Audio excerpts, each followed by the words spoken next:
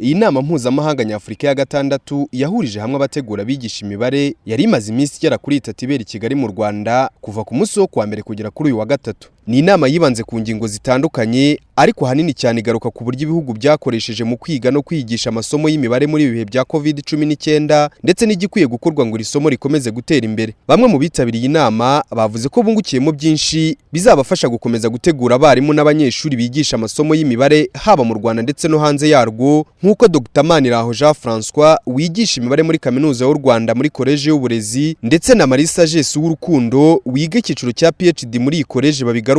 Twagize umugisha tukicara tukasangira ubunararibonye butubitse ku barimu b'imibare n'abaprofeseri b'imibare mu bihugu byinshi bitandukanye ku migabane itandukanye, tukagenda dusangira ubunararibonye. Bamwe batubwira ati tubigeza ahangaha twabigenza gutya, natwe twaba tubigeza ahangaha iwacu bimeze gutya, ingorane duhura nazo nizi ngizi, ndetse by'umwihariko ntitwavuze ku ngorane gusa ahubwo icyadufashije cyane cyane ni uburyo twagiye noneho tureba ngo ese izo ngorane ni gute twazisohokamo.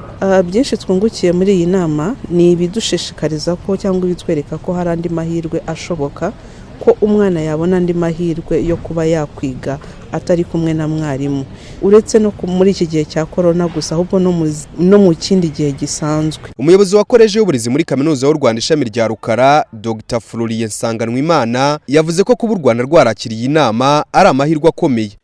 Kuri twebwe rero tubibonamo amahirwe n'inyungu nyinshi cyane mu kuba twarakiriye rino huriro bw'iki kigo cyacu na kaminuza muri rusange.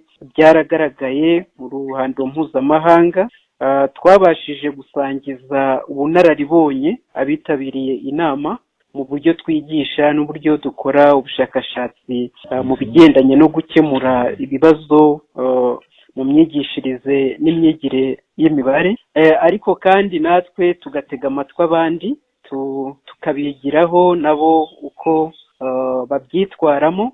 Iyi nama mpuzamahanga nyafurika ya gatandatu yahuzaga abategura abazigisha imibare yateguwe na kaminuza y'u Rwanda ku bufatanye n'ikigo nyafurika cyigisha ibijyanye n'imibare na siyanse kiri muri College y'uburezi ishami rya Rukara. Ikaba yaratangiye ku wa mbere isozwa kuri uyu wa gatatu, yitabirwa n'abarimu bategura abigisha imibare mu bihugu byo ku migabane itandukanye y'isi. Ikaba imaze kubera mu bihugu bitandukanye birimo Afrika y'Epfo, Kenya, Botswana, Lesotho, Tanzania ndetse n'u Rwanda rwayakiriye kuri inshuro ya gatandatu.